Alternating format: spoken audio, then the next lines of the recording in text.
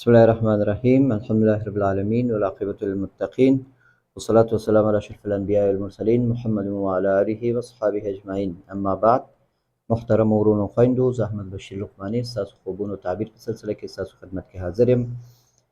یو خوب چا لیږلی د اواز هغه اورو.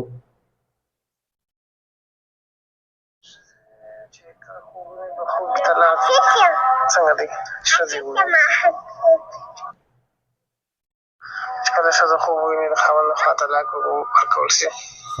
نو ښځه خوب ګوري دا خوب څنګه دی چې ښځه وویني څه خاوند یې طلاق ورکړی. دا خوب پوره نه ده، ما پوښتنه ترې کړې ده، جواب یې لا نه ده کړی.